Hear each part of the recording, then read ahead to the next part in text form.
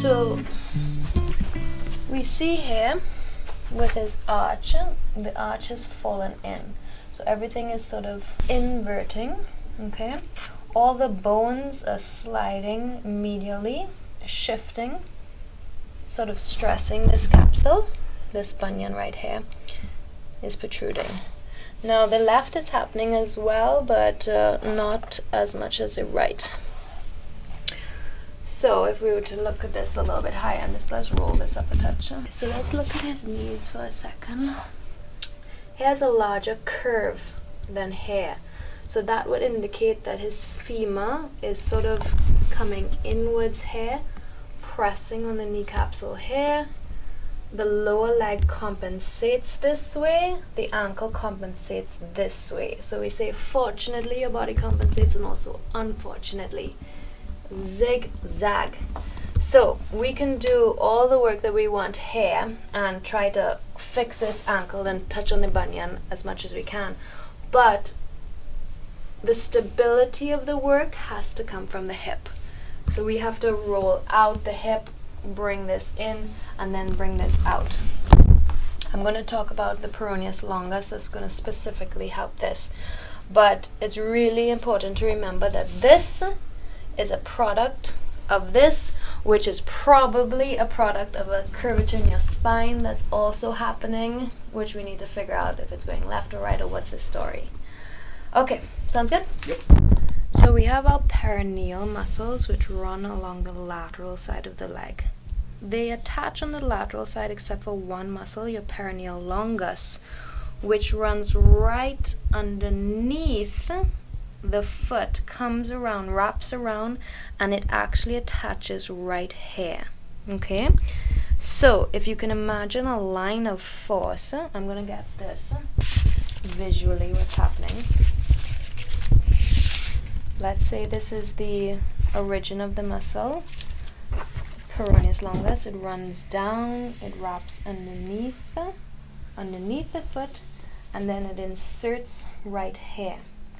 So if we wanted to use muscular effort to tug this bone back in, we can use our peroneus longus muscle, do eversion exercises, because that's how this muscle sort of contracts.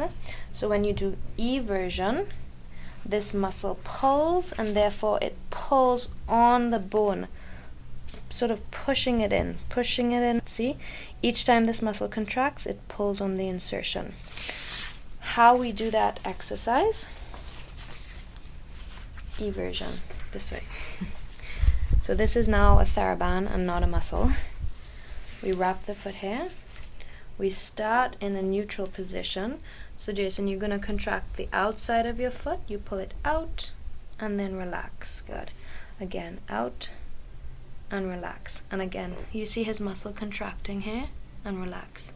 Again, out and relax. So stop. That same muscle I just mentioned, peroneus longus, wraps right around, goes right around here, inserts right on this bone. So every time he does this, pull, it tugs on the insertion right there, sliding it laterally, sort of tucking it in.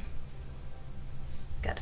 Anytime there is injury to the ankle or any sort of degeneration to certain joints, releasing the fascia in this part of the leg is very important. You have your two bones, your tibia and fibula. You have an interosseous membrane between the two bones. You have your blood vessels which pierce the membrane, which innervate the foot. So by me releasing that interosseous membrane allows the circulation to get to the foot. So let me have you flex your foot and relax. So this is a kind of type of active release therapy. I'm making a fixed point. I'm placing my hand down. My elbows are straight. I'm leaning my body weight down. Flex your foot and relax. Good.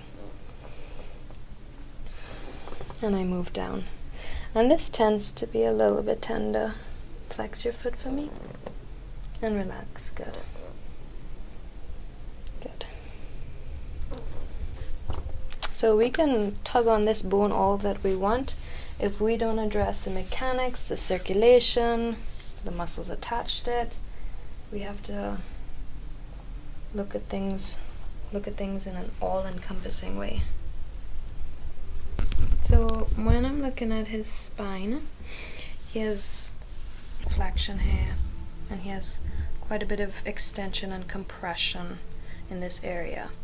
This area here is shifting his center of gravity forward onto the balls of his feet. So his weight, if I was to exaggerate it, because of this curve here, it pushes his center of gravity forward, so his weight is now on the ball, which again puts extra pressure on those bunions, causing it to sort of space and go laterally. So I need to take his center of gravity, bring it back by changing this curve right here. So taking away this extension right here. So the bunions and the foot is not only a foot and bunion problem, it becomes a spinal problem, it becomes a center of gravity problem. This is why you have to treat the whole body. Take a deep breath in and out. Good.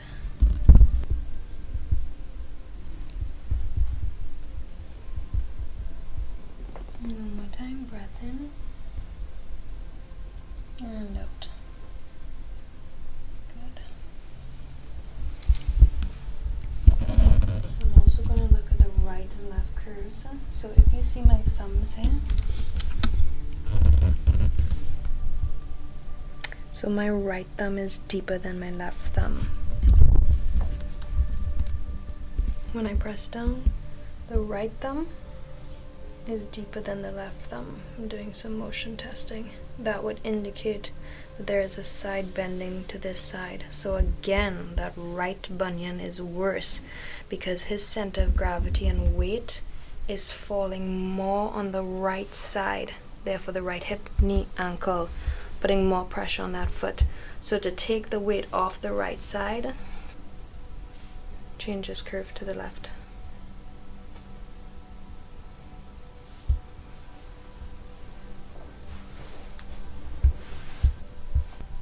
Pull your right hip down to the table and relax. Good. And again down and relax. Good. And again down and relax.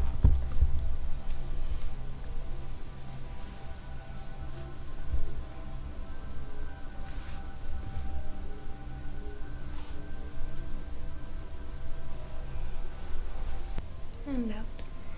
Good. And breath in. And out. Good. And again, breath in. And out. Good. So, two things that I'm going to do here with his side roll. He has extension in his back, right here. He has flexion in other areas, but the one area I'm concerned about is the extension here. I want to decompress that, so bring him into flexion, and I want to take this side bend out of the right side. I'm flexing here, and I'm opening up this C-curve. So this is how we're going to do it. Nice and relaxed. Don't move out of the way. Good. Hold on to your wrist. Good. And keep your head that way for me to counter anything. Take a deep breath in and out. Good. And breath in and out. Good.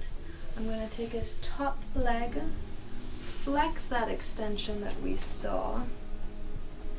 Take a deep breath in and out. Just do a little muscle energy here. Try to unwind what I'm doing. Push this forward, push this down, and relax. Let it go. Good. Now I want you to straighten your bottom leg. Good. So I'm going to continue to rotate down from the top down through that side bend. Slowly take him to a new position. I got him in flexion there with this leg. I'm going to decompress that C. Take a deep breath in and out. Nice and easy. Good. He has extension here. So he has extension here. Now on this side he has a rotation. How the spine works, spinal mechanics, is according to Friat, type 1 mechanics. The body will side bend and it's always coupled with a rotational movement. So he's side bend to the right, and then he's rotated to the left. So I decompress the right, now I need to derotate the left. But not forget about the extension, so also bring him into flexion as well. Again, to bring his center of gravity back. Got it. So I'm going to start with the top, and I'm not going to rotate down because his rotation starts at the tail junction. I'm just going to rotate until I feel it right here at the tail junction. Then I'm going to take the top leg, relax for me. I'm going to bring his lumbar spine into flexion. Now straighten your bottom leg. Good. I'm going to take the rotation in his lumbar spine and derotate it using his leg. So I'm going to drop this down. Good. Take a deep breath in for me and out. Good. I'm going to put my weight into the lower, breathe in and out. And my fingers are monitoring the TL junction. I don't want to rotate past it. Breathe in and out. Good, awesome. Bend your knees for me. Let's just do some stretches. So we did this before, remember? So as I mentioned before, right leg was going inward. Okay, so we need to do external rotation. So you are going to hold on to this. Remember we did this before? Come and stand there. External rotators of the hip, they actually attach to the sit bone and then attach to the femur. So if you were to slouch, Jason, slouch for me, tuck your bum underneath, what you're doing is you're bringing the origin closer to the insertion, right? What we need to do is we need to bring this origin away from the insertion. So chest up for me, yeah, and tilt the pelvis, awesome. So what that does, it pulls from both ends, origin and insertion.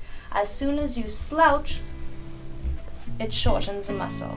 Okay, so that's really important. Now relax. Does that all make sense?